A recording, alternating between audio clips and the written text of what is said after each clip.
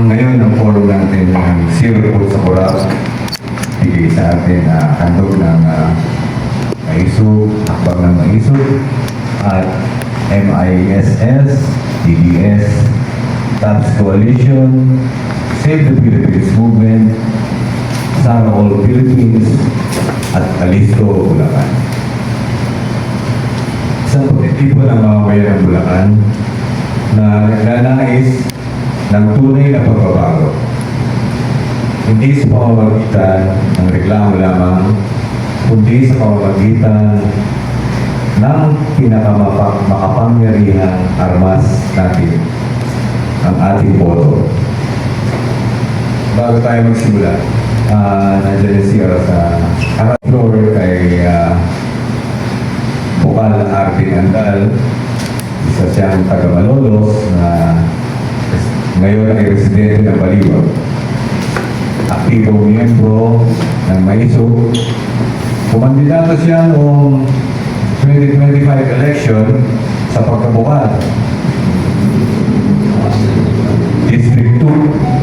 Dahil nais niya ng pagbabago, nandito siya para ipaalala sa ating lahat kung para kanino at para saan ang forum nito.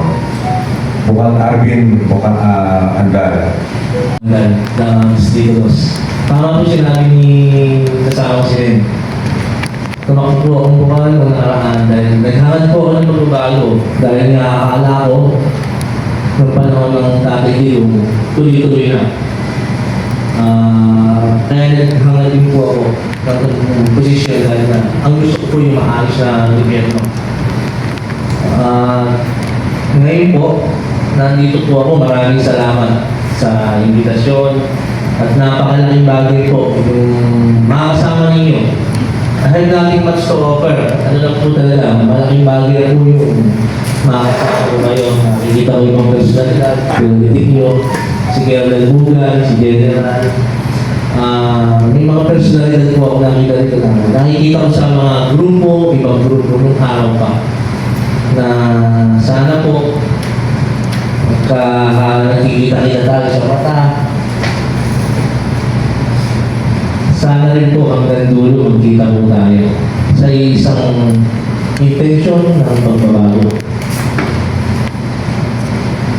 Unang-una po, kaya po ako talaga pumayag mag-invita, magsalita dito dahil ang focus ko po talaga ay yung maging bahagi ako nung demonisyon na ginagawa sa ating Vice Presidente, sa harap-harapang nakikita naman po natin. Bagamat wala akong patunay dahil hindi mapatunayan dahil napakarami pong mga taong hadlang para doon sa pagbabago. Pero naniniwala po ako sa pamamagitan natin, sa unti-unti natin pagkilos, makakamtang po natin yun. Bagamat hindi pa man ngayon, pero naniniwala po ako malapit na. Hello.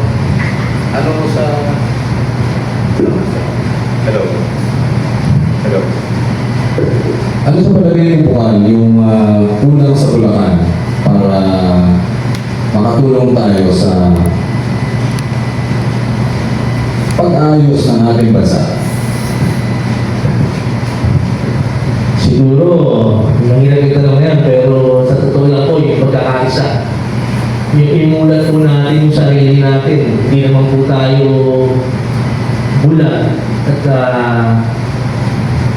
yung tamang pagpili sa pagbabago, yung tama na desisyon. Kung talaga kung gusto natin ang maayos na buhay para sa atin, para sa mga dating na henerasyon, magkaroon po sana tayo ng kaisipan. Tamang kaisipan, tamang pagpili, tamang dedikasyon sa dignidad para po sa sarili natin. Naniniwala po ako, malaking bagay po yun upang makatulong sa pagbabago.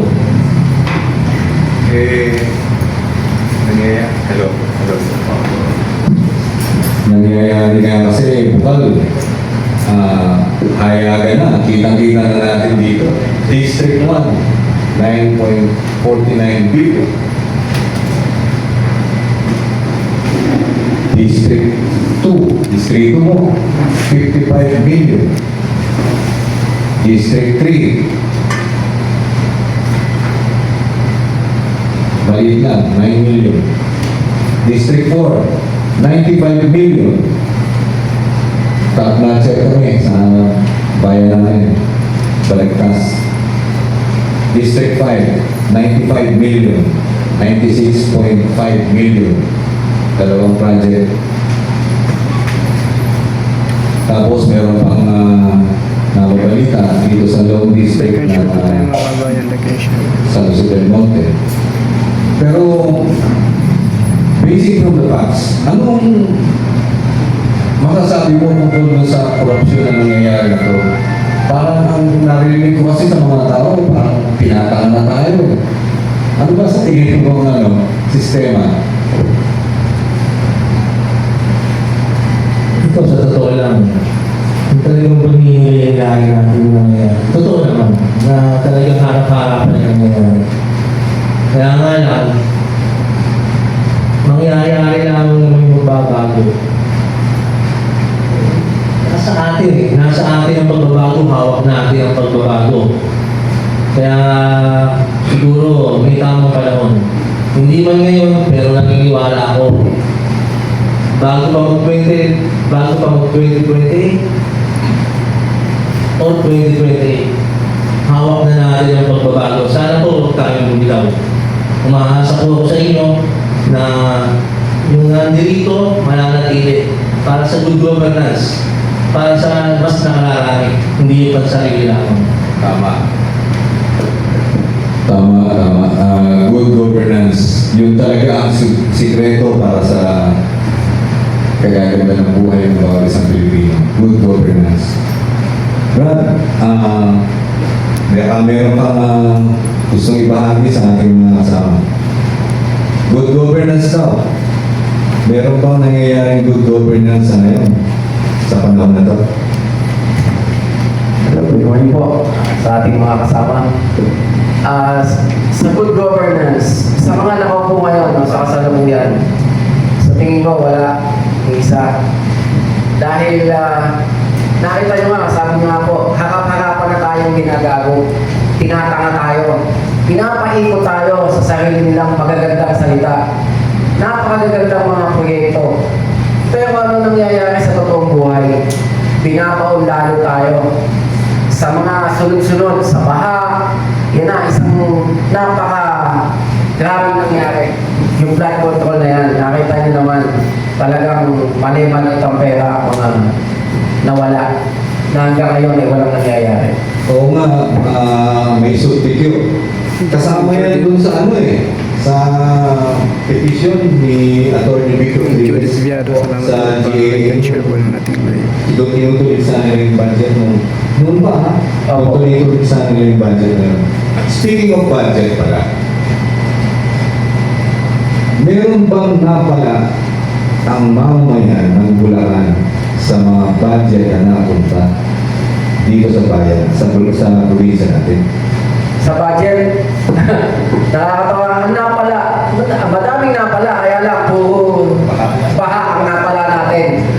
Ilang mga bayan sa atin na hindi talaga binabaha dati. Pero ngayon, konti ulan lang, baha.